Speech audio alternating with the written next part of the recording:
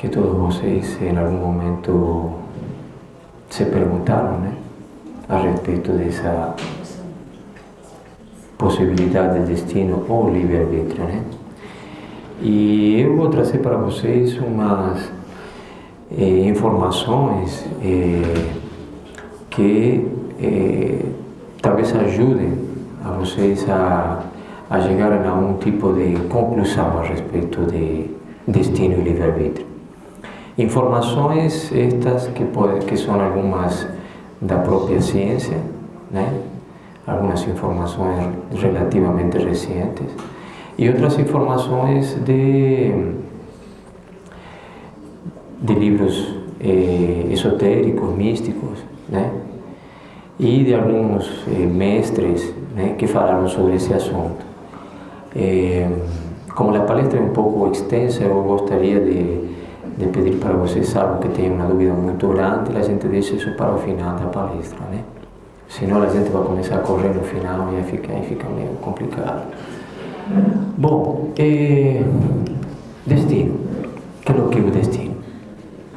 Se a gente vê a definição de destino, diz que é uma sucessão inevitável de acontecimentos que conduzem a vida de acordo com uma ordem natural, da qual nada que existe pode escapar.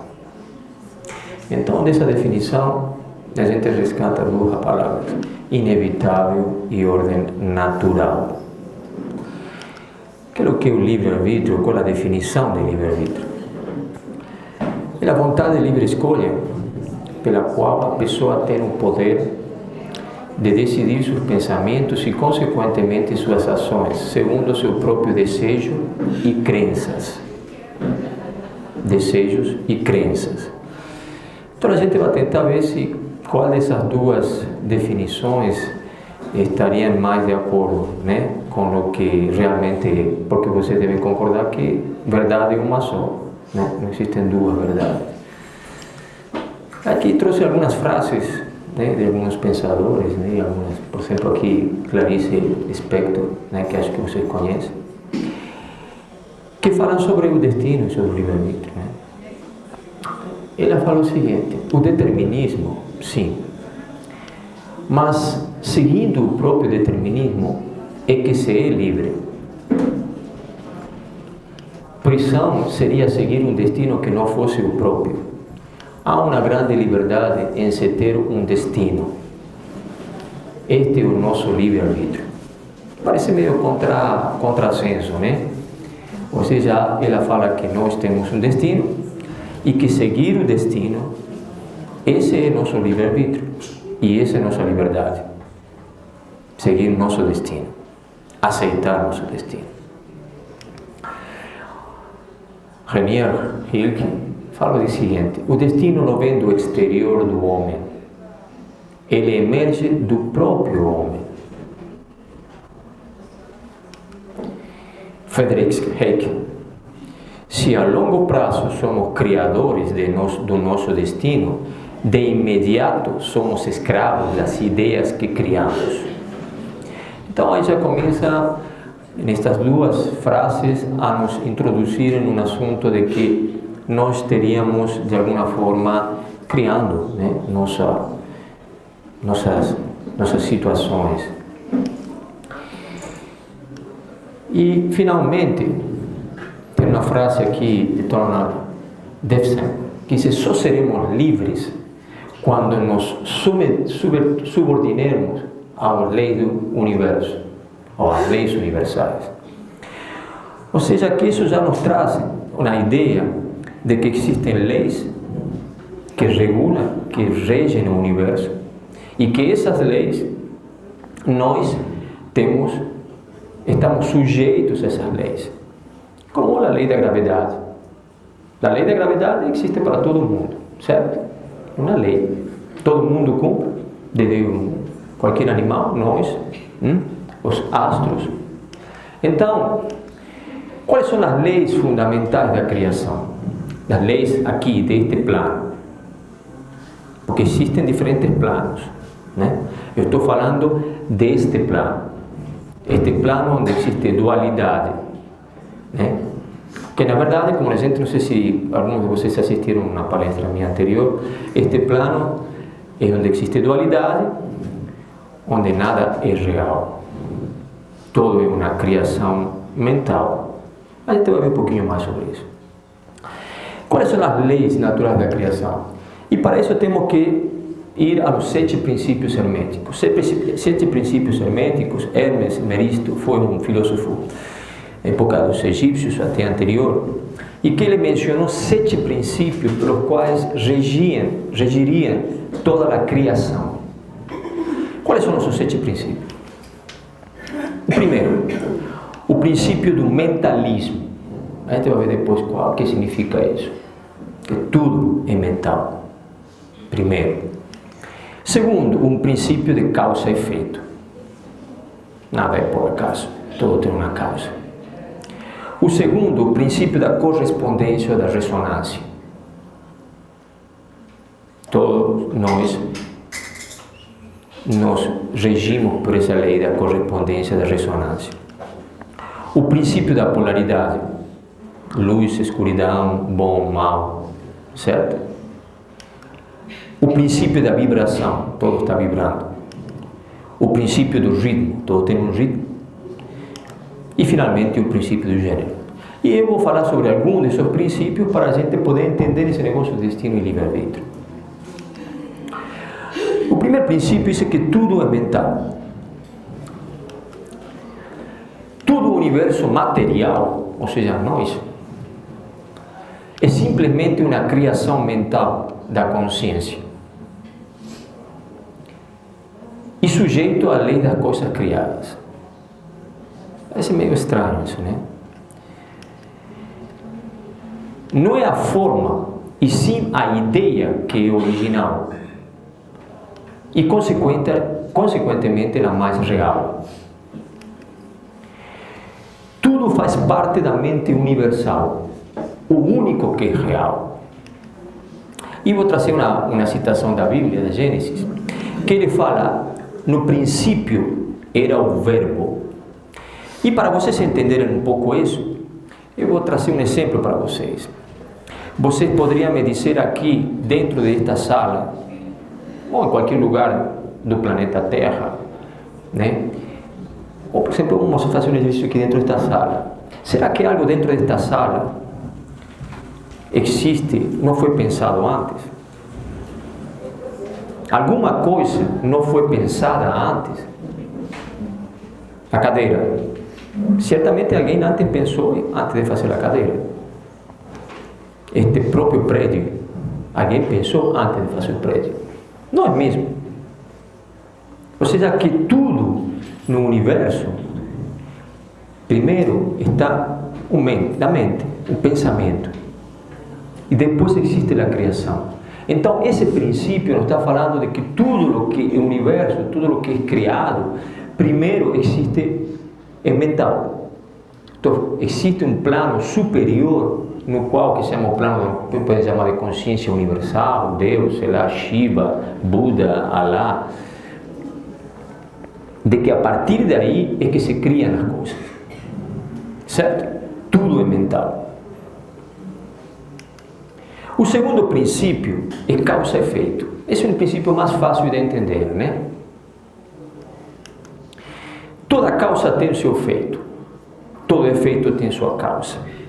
Tudo acontece de acordo com a lei. O acaso é simplesmente um nome dado a uma lei não reconhecida. Há muitos planos de causalidade, porém nada escapa à lei. Certo? Ou seja, nós estamos em um plano, existem outros planos de existência, e esses planos de existência, alguns mais sutis, e esses planos de existência também obedecem à lei causa e efeito. Certo? Esses planos, e por outro lado, esses planos superiores têm ingerência sobre os planos inferiores. Se aplica nos diversos planos do universo material, mental e espiritual. E os planos superiores dominam os planos inferiores. O terceiro princípio é o princípio da correspondência ou da ressonância. O que está em cima é como o que está embaixo. O que está embaixo é como está em cima. Paracelso fala sobre isso. O homem é a imagem fiel do universo. Nada existe fora que não possa ser encontrado dentro do homem. Carl Jung. Quem olha para fora sonha. Quem olha para dentro desperta. E finalmente, a famosa frase do Templo de Delfos diz: conhece-te a ti mesmo. Ou seja, esse princípio da ressonância nos diz o seguinte: para cada percepção existe uma correspondência dentro de nós. Só poderemos entrar em contato com ideias, pessoas e situações com as quais estivermos afinados ou sintonizados. Isso o que significa? Nós estamos em um lugar certo. Sempre. Nunca estamos em um lugar errado. Porque nós estamos sempre em sintonia com as pessoas e com as situações.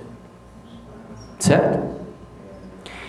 Nós nos relacionamos com pessoas que têm teoricamente nossa mesma frequência, de uma forma ou de outra. Não nos relacionamos com as pessoas por acaso. As situações não são situações que estamos envolvidos por acaso. Nós, por nossa ressonância mental, estamos envolvidos nessa situação. Ou seja, que tudo o que nos acontece, os únicos culpados, se existe um culpado, porque não existe culpado para nada que acontece, somos nós. Embora nós pensemos de que isso nós não temos nada a ver com essa situação. Cada ser humano percebe apenas aquela realidade para a qual possui ressonância. Certo? O homem jamais poderá enxergar algo diferente de si próprio. Por isso, está lutando constantemente contra ele mesmo. Esta é uma frase interessante, um parágrafo interessante que vai mais a fundo. Agradeço à pessoa que me odeia por me mostrar que tenho ódio na minha mente. Agradeço a meu inimigo por me mostrar que tenho um inimigo na minha mente. Agradeço a pessoa que me repreende e julga por me mostrar que tenho repreensão e julgamento na minha mente. Agradeço quando vejo o erro do outro por me fazer ver o erro dentro de mim. Quando há estes e aqueles desconfortos na minha mente, agradeço por me fazer ver essa mente. Deu para entender? Ou seja, quando a gente diz, essa pessoa é egoísta, nós estamos enxergando o egoísmo nessa pessoa, porque nós também temos egoísmo dentro de nós. Quando a pessoa diz, essa pessoa é invejosa, também somos invejosos. Ou seja, a gente é um espelho.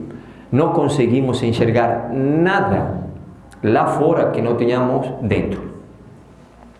Por isso tem pessoas que eu conheço, uma, pelo menos, e acho que você deve conhecer também, que, por exemplo, você diz, não, como que você não vê essa pessoa é X, Y, Z, e ela diz, não é assim, papapá, porque ela não está enxergando isso, porque ela não tem dentro dela isso. Então, isso por um lado. E por outro lado, quando nós estamos julgando, prejulgando aquela pessoa ou aquela situação, nós temos que ter em mente que estamos olhando apenas a personalidade, não estamos olhando o que ela realmente é, porque o que ela realmente é igual que nós. Isso, essa casca, esse egoísmo, os 7 pecados capitais, gula, egoísmo, luxúria, blá blá blá blá blá, tudo isso faz parte de uma personalidade que se chama ego e que não existe e que nós criamos. Então, quando nós enxergamos isso, estamos enxergando essa casca, não estamos enxergando, na verdade, a essência dessa pessoa. Temos que tentar fazer esse exercício. É difícil, mas temos que tentar fazer. E, fundamentalmente, temos que ver que, quando enxergamos egoísmo, pararmos e pensarmos, será que sou egoísta também? E se formos realmente sinceros com nós mesmos, vamos a chegar à conclusão que sim. Todos nós somos egoístas. Ou alguém aqui não é? Todos nós somos.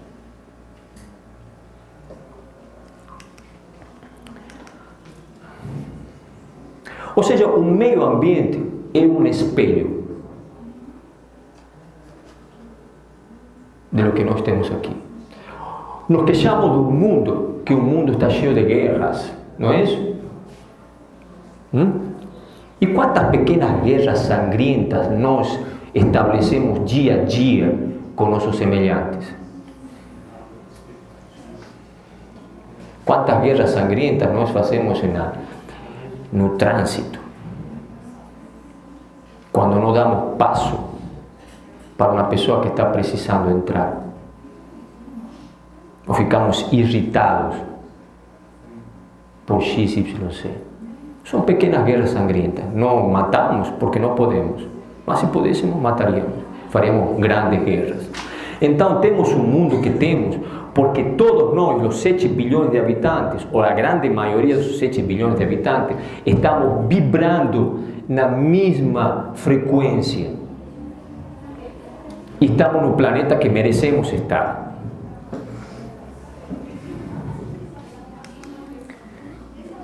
A cadeia de acasos nada mais oculta que a lei da afinidade e da ressonância. Nada acontece por acaso. Até acidentes, nada acontece por acaso. A observação e o entendimento do próprio ambiente e dos eventos com os quais somos confrontados é um dos melhores métodos para o autoconhecimento. E aí vem, cada manifestação, cada coisa tem um significado interno, mas carece de valor intrínseco. O que significa isso? Isso já falei várias vezes aqui. É o seguinte: toda coisa que acontece em nossa vida, ela não tem nenhum significado. Elas não são boas nem são más. Quem dá o significado é nossa mente.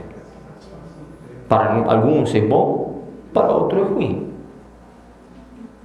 Certo? Posso dar inúmeros exemplos disso. Então, as coisas que acontecem em si não têm significado nenhum. Nós estamos dando significado a tudo o que nos acontece.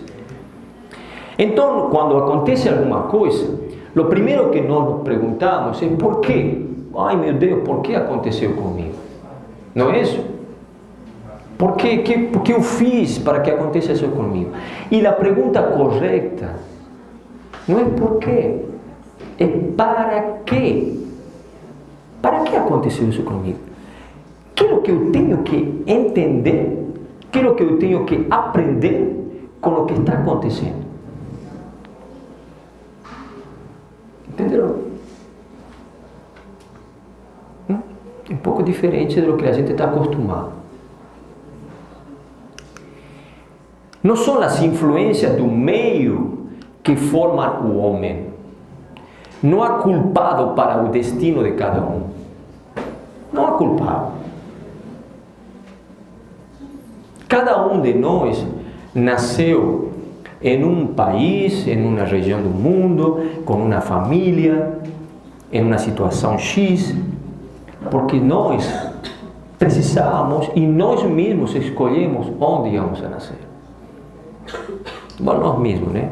Essa que a gente chama de alma, mas que não é nossa verdadeira essência. Mas que nós carregamos de vida para vida uma série de tendências, e essas tendências nos levam a, de novo, por a lei da afinidade, a nascer em lugar correto, no lugar que temos que nascer, certo? E temos que passar, e quando já nascemos, como se diz, com um plano de voo prontinho. Plano de voo pronto. A gente vai ver isso um pouco mais para frente. Mas, por exemplo, imaginem que nós todos estamos na escola e vamos supor que nós temos que aprender a somar, certo? Então, como que a gente vai aprender a somar? Somando, errando e somando.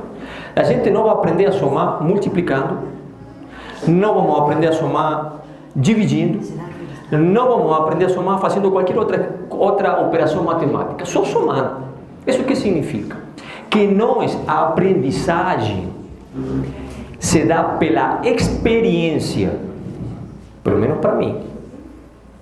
Não existe essa história, eu vou escolher, eu vou ser uma pessoa, como que poderia ser altruísta se nunca fui egoísta? Eu tenho que aprender o que é o egoísmo, sofrer com ele, saber o que ele me traz, para poder depois aprender e ser altruísta. Temos que, a experiência se dá pela passagem, a aprendizagem se dá pela própria experiência, certo? Ou seja, somos 100% responsáveis por tudo o que nos acontece e o que acontece no mundo. Porque a gente diz, que tem que ver com a guerra na Síria? Nada. Temos sim. Porque nós estamos vibrando na mesma frequência que esses caras lá na Síria. Um pouquinho mais, um pouquinho menos. A grande maioria do planeta, né? Repito, não temos uma AK-45 matando gente, mas em algum momento, se tivéssemos uma AK-45 e pudéssemos matar alguém, mataríamos. Certo? Seja na mudança que você quer ver no mundo, Dalai Lama. Aí está essa frase que vocês já escutaram muitas vezes. Seja na mudança que você quer ver no mundo. Porque tudo é mental. Tudo é mental. Tudo começa aqui dentro.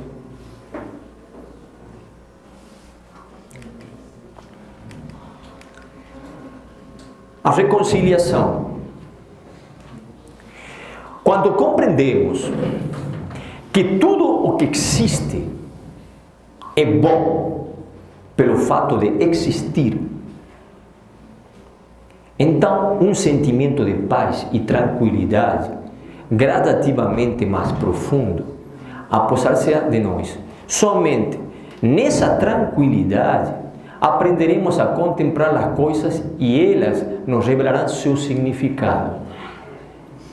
Pouco a pouco nos libertaremos da obsessão de lutar a favor ou contra alguma coisa, se, no entanto, deixarmos de agir. Ficou claro? Alguma dúvida com respeito a esse parágrafo? Esse final aí, não entendi muito bem. Quem está falando? Aqui, se, no entanto, deixarmos de agir. Aí existem dois momentos. O primeiro momento é você aceitar o que é. A partir daí, naturalmente, você, entre aspas, vai decidir ou não se você vai fazer algo ou não vai fazer nada. Na grande maioria dos casos, você chega à conclusão que não vale a pena fazer nada. Que está tudo certo. Deixar algo acontecer sem querer logo interferir é um sinal de maturidade.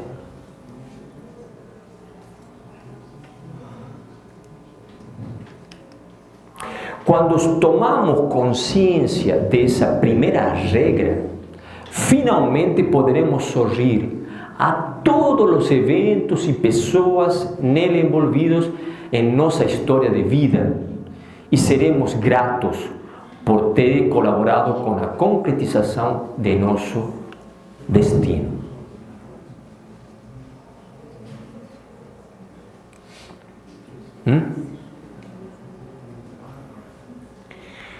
Sempre digo que a vida é como a onda do mar. Temos duas opções. Pegamos uma prancha de surf e surfamos na onda, ou deixamos a prancha de surf na praia e damos de cabeça contra a onda. A gente escolhe.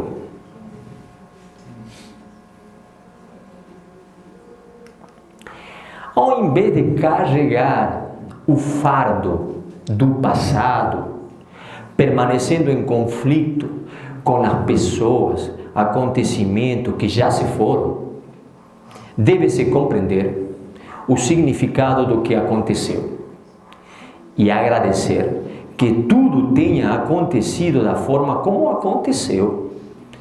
Só nesse momento acontecerá a reconciliação.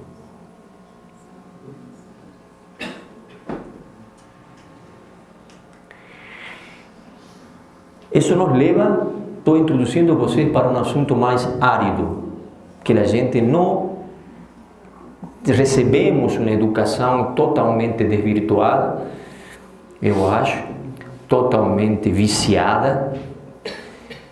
Essa educação que se vem de gerações e séculos e séculos e séculos, e nós recebemos isso também, lamentavelmente.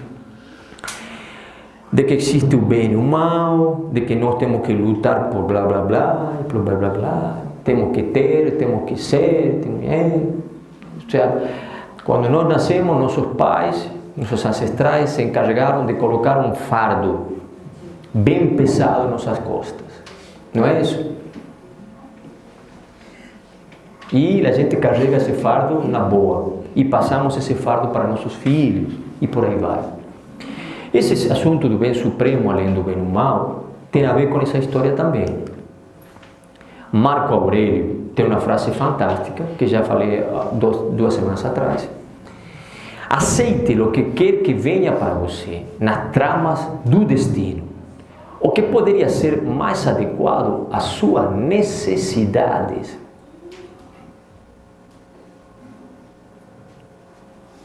Mas claro que isso impossível, né? Em toda situação negativa há sempre uma lição embutida. Todas as circunstâncias são positivas, ou melhor, não são positivas nem negativas. Elas são o que são. São do jeito que são. Nada que não deva existir pode existir. Isso é outra coisa importante.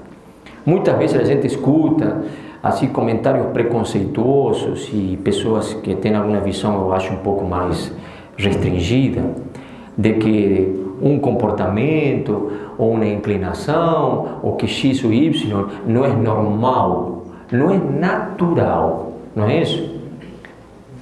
Né? Homossexuais, né? Não é natural. Por aí vai, um monte de coisas, né? Não é natural. Mas é muito simples. Se existe, tudo o que existe é natural. Porque não existiria se não fosse natural.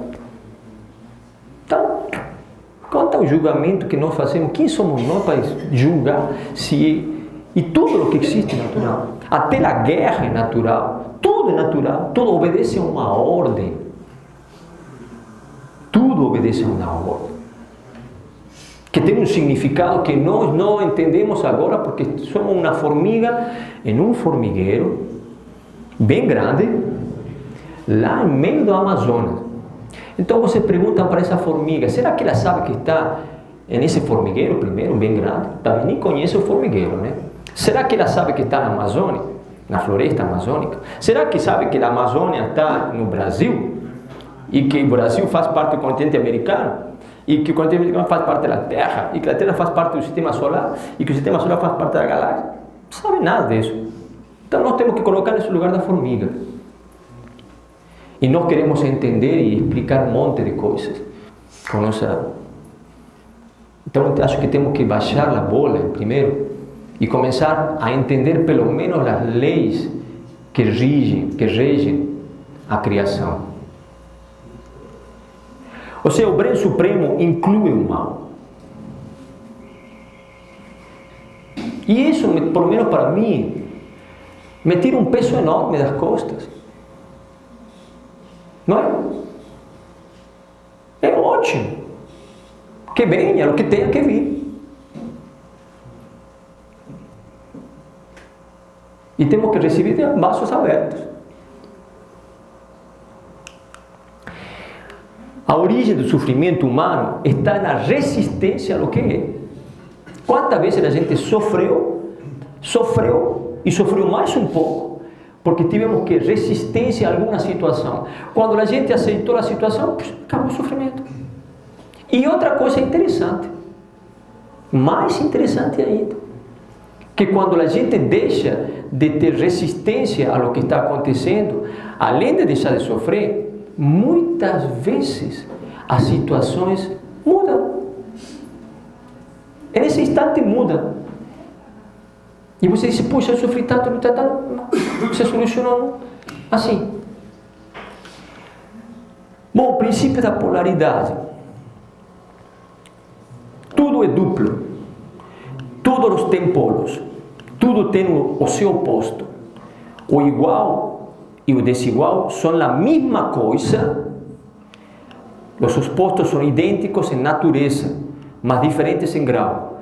Os extremos se tocam. Todas as verdades são meia-verdades. Todos os paradoxos podem ser reconciliados. O determinismo e o livre-arbítrio, que é o nosso tema de nossa palestra, nosso assunto hoje, são dois opostos, que na verdade estão juntos. São dois polos inseparáveis, que se condicionam mutuamente e não se excluem.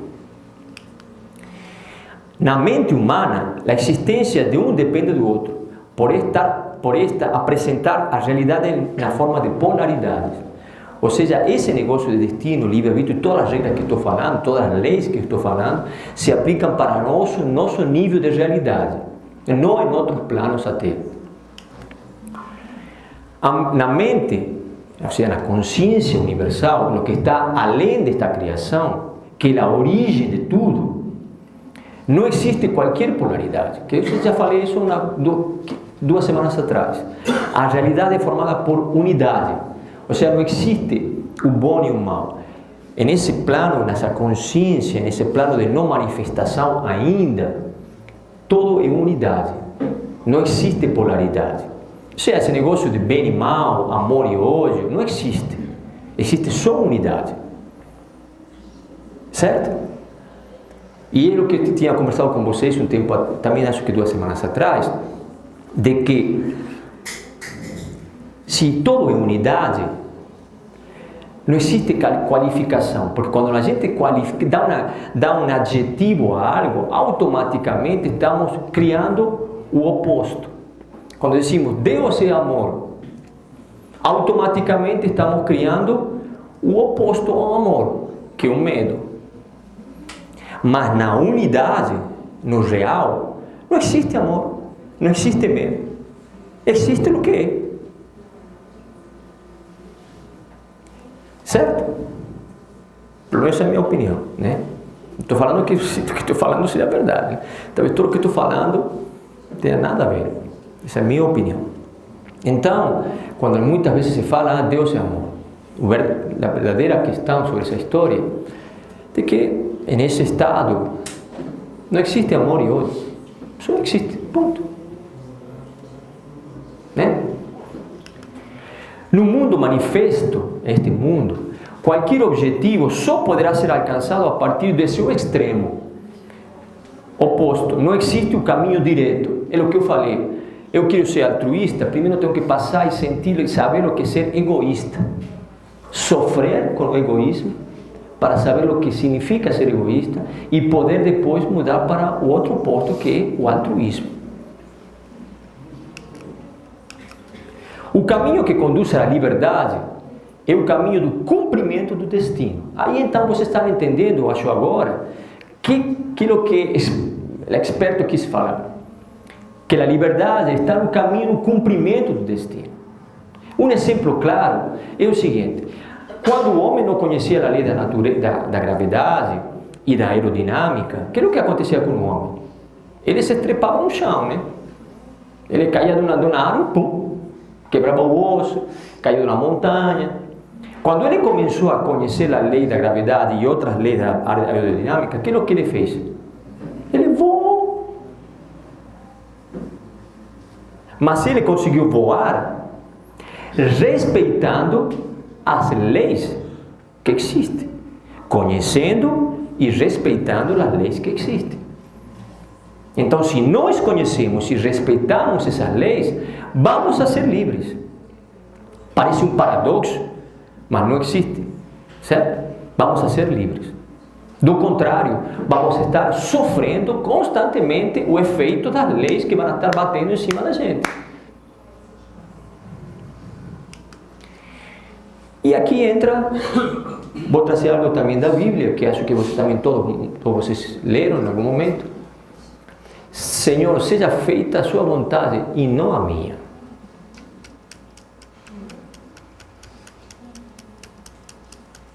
Certo? Porque existe um plano de causalidade maior que a gente não conhece. E tudo obedece a esse plano. Tudo tem uma ordem. Tudo tem um fluxo. E nós temos que simplesmente acompanhar o fluxo. Nós não estamos no domínio de absolutamente nada.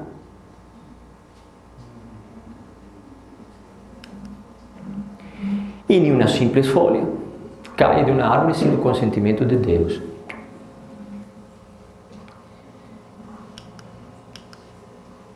A questão: destino, livre-arbítrio. Para isso temos que ir mais a fundo, temos que retomar o que 2 semanas atrás eu falei a respeito do que significa o ego, a personalidade, o que nós achamos que somos, mas que não somos. Não sei quanto que aqui tiveram 2 semanas atrás. Pode levantar? Muita gente, né? Então existem 2 coisas. Uma coisa é nossa personalidade, o que nós achamos que somos, construímos, né? Achamos que somos fulano, mengano, papapá. Esse boneco é uma criação que não existe. Ele vai morrer. A carne, o corpo, tudo isso vai morrer. É uma ficção. Então ele acha muitas coisas. Ele acha que é o dono do universo. Mas existe outra identidade, que é nossa verdadeira identidade, que forma parte do que se pode dizer a parte da consciência, né? Que é nossa essência. E nossa essência é única. Nossa essência não existe 2, 3 ou 4, existe só uma essência. E nós somos parte de tudo isso. O problema é que nós não temos consciência disso. Nós nos vemos separados uns dos outros. Por quê? Porque o ego nos faz ver separados uns dos outros, mas na verdade nada está separado. Certo? Agora, aquilo que fala a ciência do livre-arbítrio, isso é interessante porque existem dados científicos sobre o livre-arbítrio. Um primeiro cara que começou a mexer com isso, em década de 80, se chama Libet, Benjamin Libet. E ele fez um pequeno experimento, que foi repetido várias vezes, e que chocou a ciência, porque chegou a umas conclusões bastante controversas, bastante difíceis de aceitar. Ele colocou uma pessoa em uma sala com eletrodos para vê-los fazendo um eletroencefalograma, né? E colocou na frente dela um relógio e fez um experimento onde ela tinha que apertar um botão branco ou preto. E ele ficou em outra sala vendo o eletroencefalograma. Então, o que ele viu nesse experimento? de que a pessoa, antes de escolher apertar um botão branco ou preto, certo? Ela tinha a intenção de apertar, mais ou menos uns meio segundo antes de fazer esse processo. Daí tudo bem, né? Mas a descoberta extraordinária que ele fez foi de que ele observou que o cérebro começou a acusar movimento 300 milissegundos antes da intenção dela apertar o botão. Entenderam? Ou seja, o cérebro já se mexeu antes que ela tomou a decisão de apertar o botão. Louco, né? Então aí ele chega à conclusão: nossas escolhas não são formadas conscientemente. Ao contrário, se formam no inconsciente. E independentemente de nossa vontade. Aí tira nosso chão, né?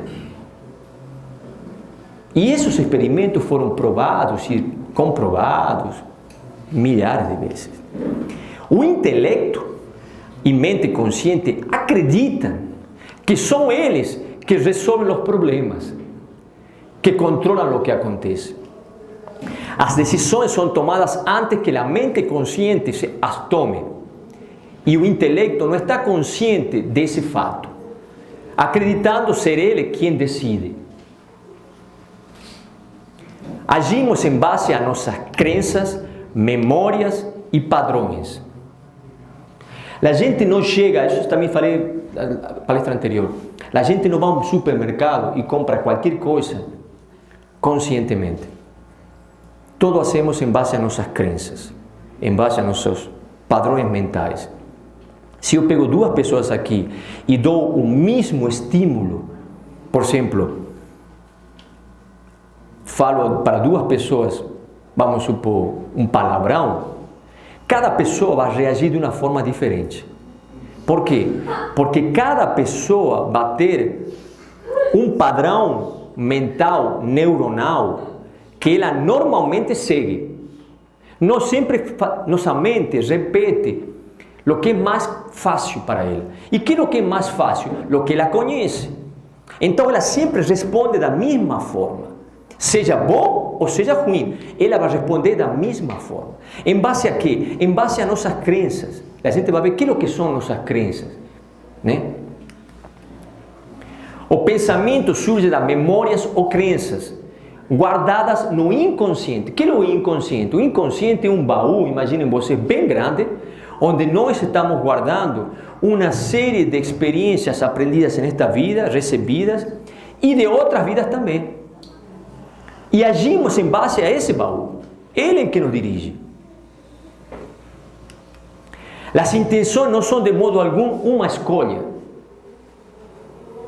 Não estamos escolhendo nada. Nada. O que é uma crença? É um estado mental que pode ser verdadeiro ou falso. Exemplo fácil. Vem um pai, pega uma criança de 2 anos e ensina para ela, por exemplo, que, sei lá, na cobra é muito perigoso.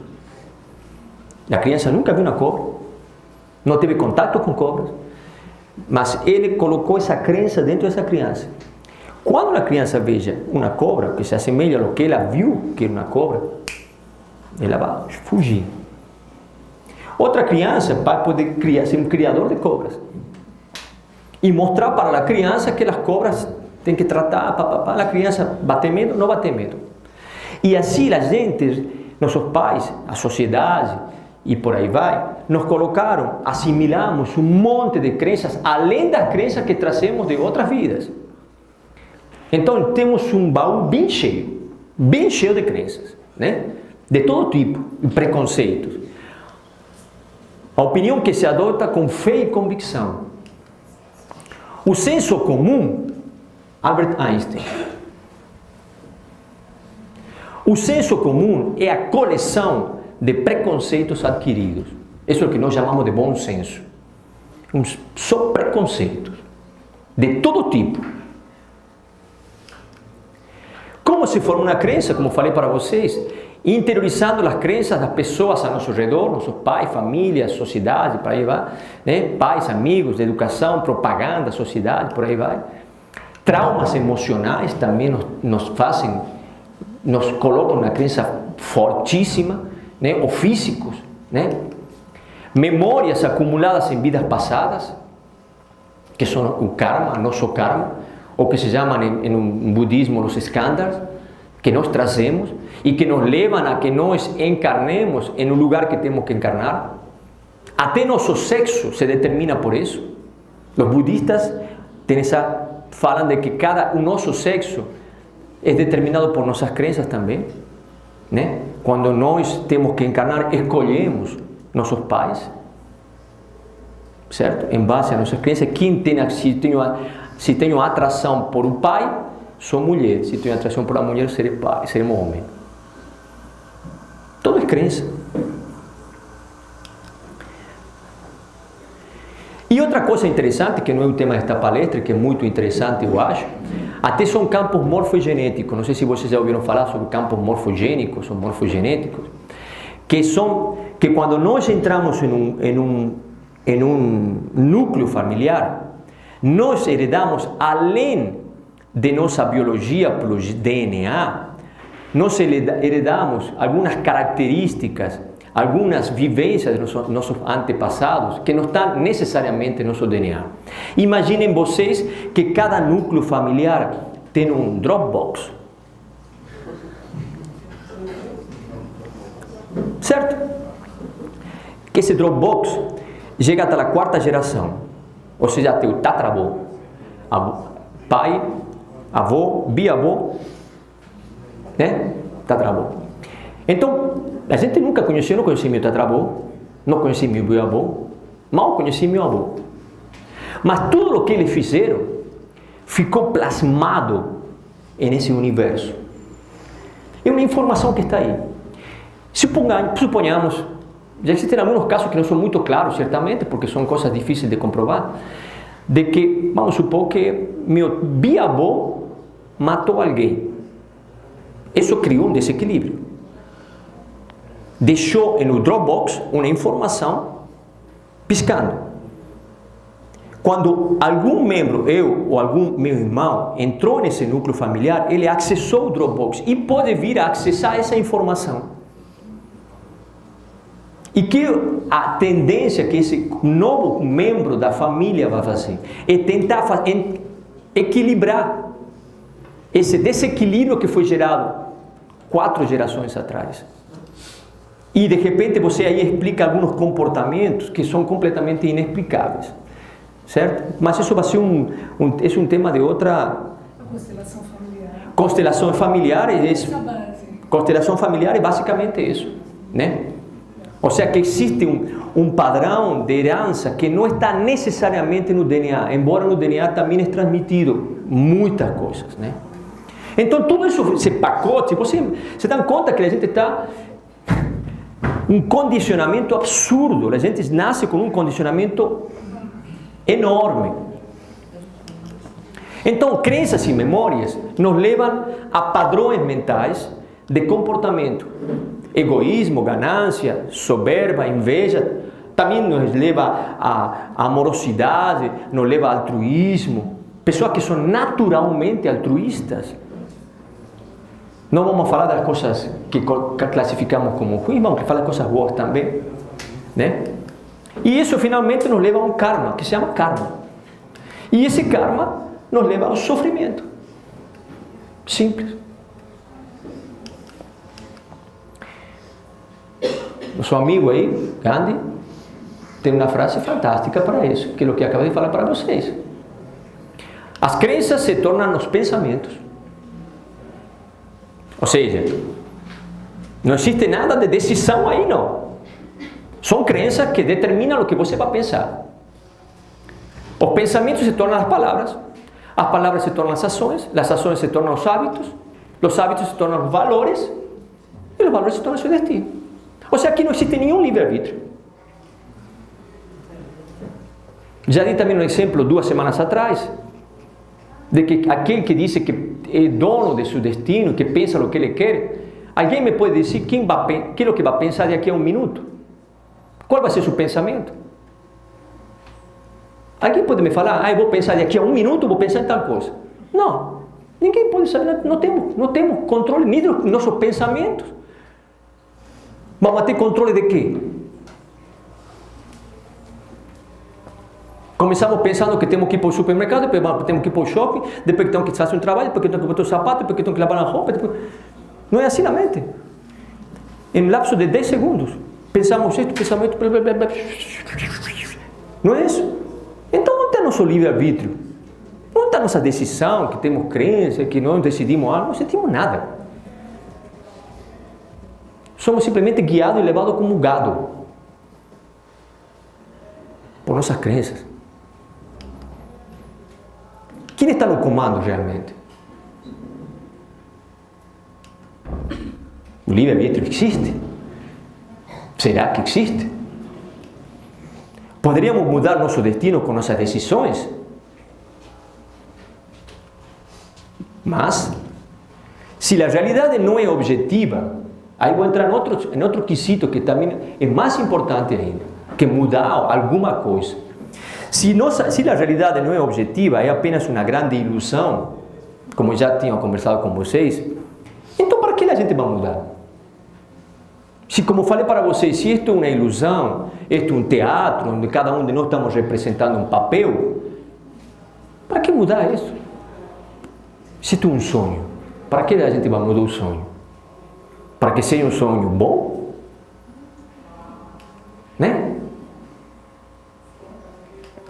Então, o milagre não é rearranjar a personagem de nosso sonho, e sim despertar do sonho, acordar, saber que estamos sonhando. Esse é o grande desafio, e não tentar arrumar essa realidade aqui de nós. A chave para concretizar o milagre não é pedir que algo mude lá fora, mas sim que mude algo dentro de nós. Como despertar desse sonho? Limpar nosso inconsciente, esse baú cheio de preconceitos, memórias, programações, limpar ele. E não é fácil, né? A escolha.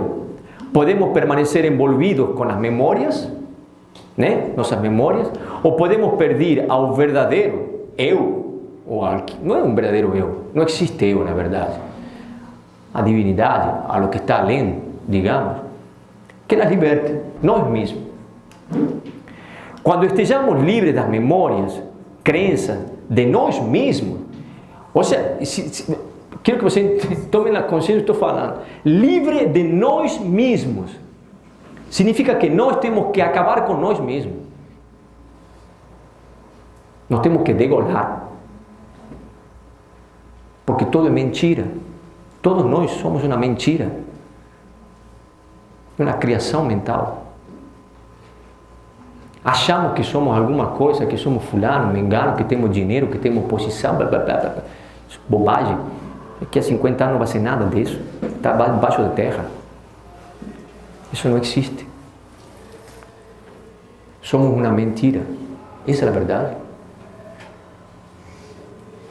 Então temos que encontrar o que é verdade. Porque isto que está aqui é mentira. Então, quando estejamos livres das memórias, das crenças e de nós mesmos, não haverá nem sequer a intenção ou desejo. Nesse instante tomaremos consciência de que realmente somos. E que é o que somos? Ou é um atemporal, ilimitado, divino, sei lá o que. Aí a gente vai conseguir entender um pouco aquilo que realmente nós somos.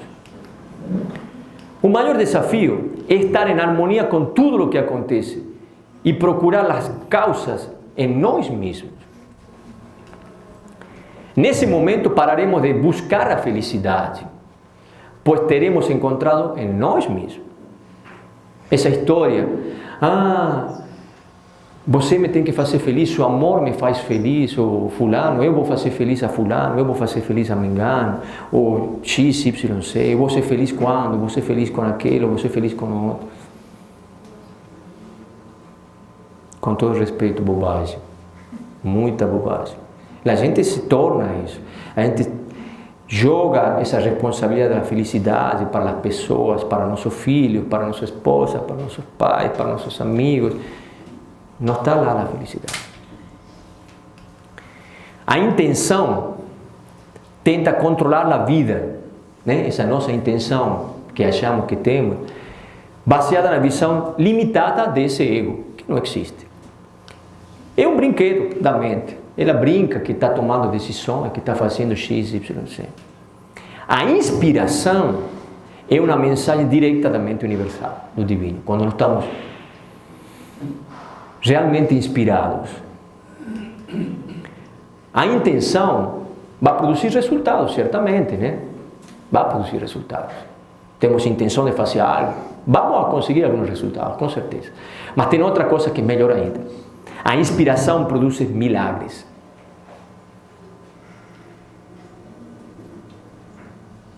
E a inspiração vem do coração, não vem da mente. Vem simplesmente de entender e sentir a vida.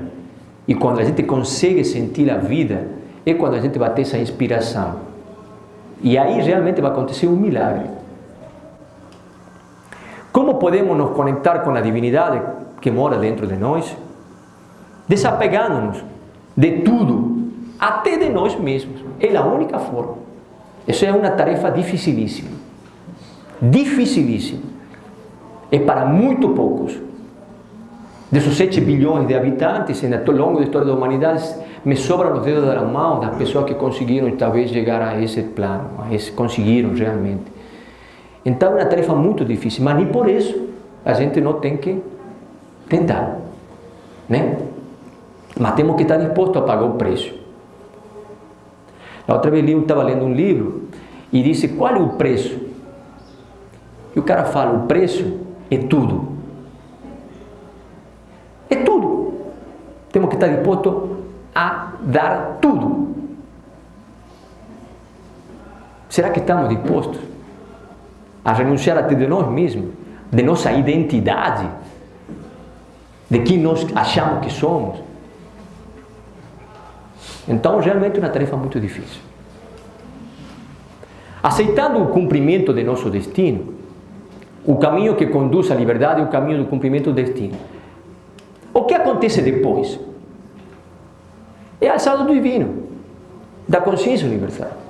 Quando você aceita o que vem, o que acontece depois não interessa. Não estamos no controle.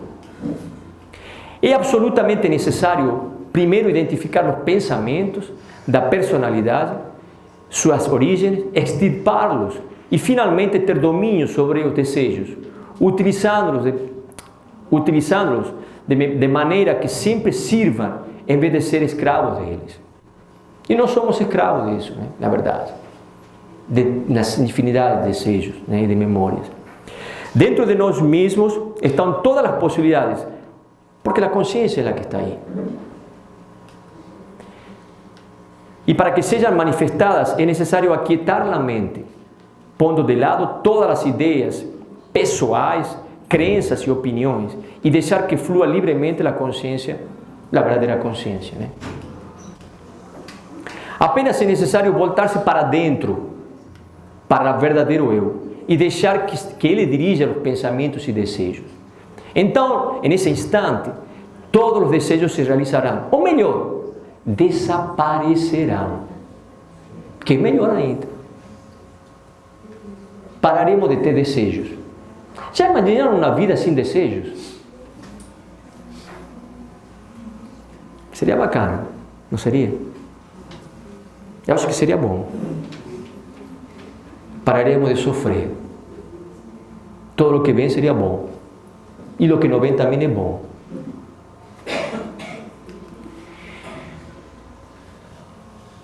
Porque constatará que a consciência que mora em você é a realidade de todas as coisas. E que todo aspecto exterior é apenas a sombra dessa realidade, criada pelos falsos conceitos da mente humana e pela sua crença na sua separatividade. Assim, todo desejo verdadeiro é aquele desejo surgido do coração e provém da consciência, e por isso, necessariamente, deverá cedo ou tarde, de uma forma ou de outra, ser realizado. Ou seja, esse desejo que realmente vem, esse teria também esse outro assunto para outra palestra, é sobre o tema da fé. Quando a gente escuta falar, tem que ter fé. A fé é um caldo bem complexo. Para a gente concretizar algumas circunstâncias ou situações, a gente tem que alinhar vários elementos. E isso não é fácil. Para que isso possa vir a acontecer, né? Mas existe sempre a possibilidade, quando você diz, eu tenho um desejo, será que você teve mesmo? E se concretizou, será que você foi você? Ou será que quando realmente desejamos algo, é simplesmente Deus querendo viver em nossa própria pele? Então, de novo, voltamos de novo ao destino. Será que isso já estava escrito? Que eu ia desejar tal coisa? Eu ia fazer tal coisa? Muito provavelmente sim.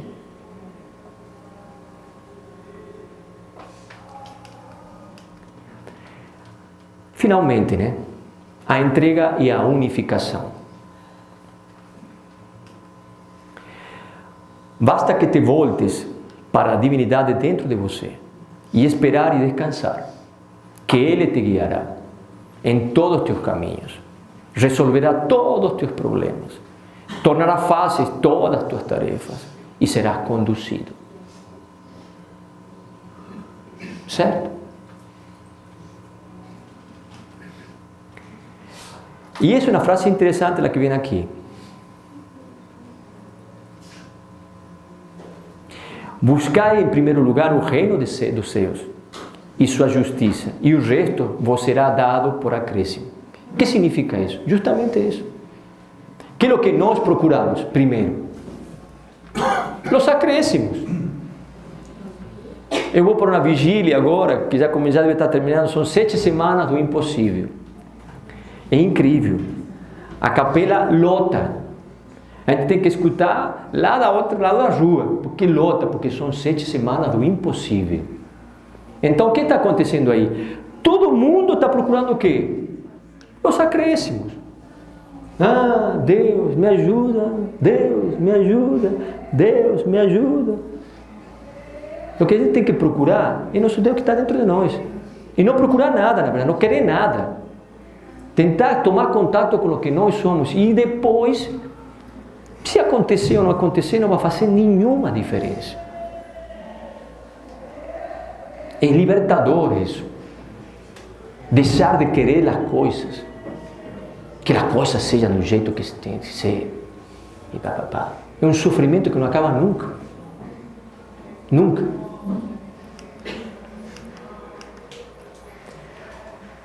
O homem exerce o livre-arbítrio ou sua existência está predestinada?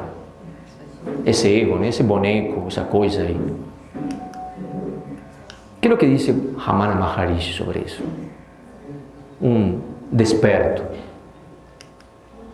O livre-arbítrio, uma pessoa pergunta para ele, o livre-arbítrio existe? E Ramana Maharishi responde: haverá livre-arbítrio enquanto houver ego.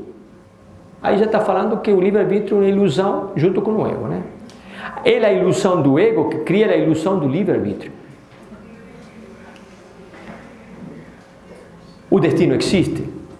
E ele responde: tudo aquilo que tenha que acontecer, vai acontecer, queira você ou não. Tudo que não tenha que acontecer, não vai acontecer, queira você ou não.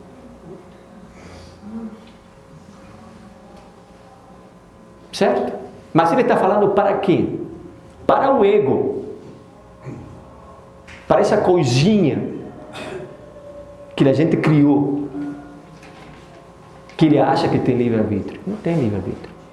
Para o ego não existe livre-arbítrio, porque ele é uma ilusão. Ele é um sonho. A felicidade é totalmente independente do mundo exterior. surge quando estamos em harmonia com o universo e estivermos conscientes de nosso dever e destino e agradeçamos por apenas existir e poder servir. Só por isso. Até se tornar consciente, o inconsciente irá dirigir nossa vida. E você vai chamá-lo de destino. Certo? Até que nós nos tornemos conscientes, esse inconsciente nos vai dirigir nossa vida. Quando nós consigamos fazer esse salto quântico de consciência, aí sim talvez podamos realmente escolher o que nós queramos. Mas nesse plano também não vamos querer nada também. Então, até lá, o inconsciente vai dirigir nossa vida e nos vai fazer acreditar que nós temos livre-arbítrio, quando o livre-arbítrio não existe. Finalmente, o destino assegura com justiça incorruptível que cada indivíduo aprenda aquilo que menos quer aceitar e contra o que opõe maior resistência. Esse é o destino.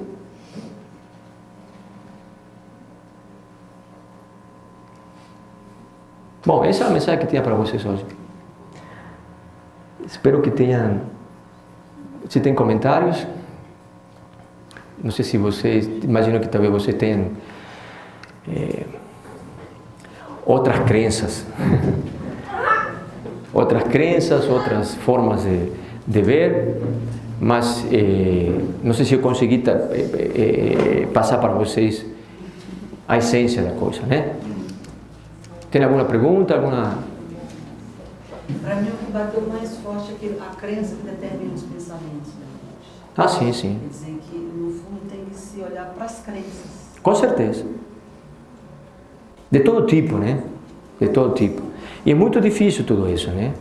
Porque a identificação nossa com nosso ego, com nossas crenças, com o que achamos que somos, é muito grande.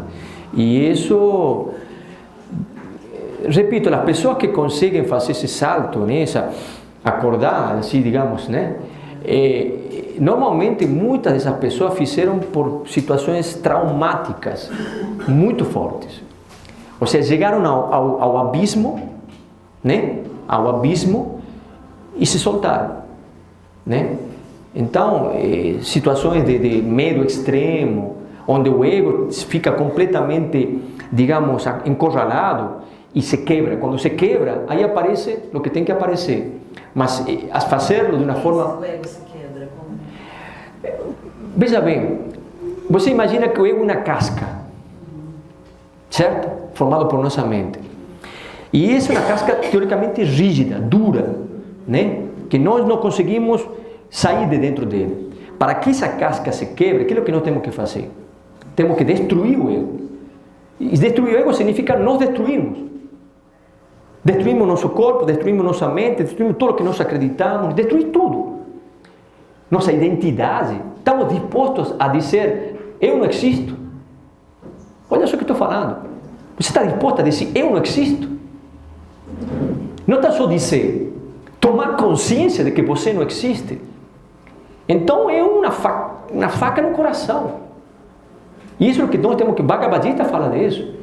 É a espada que tem que corta o pescoço. Então, conscientemente, é difícil que nós façamos isso. Mas com algumas situações extremas de sofrimento, nos podem levar a isso. Certo?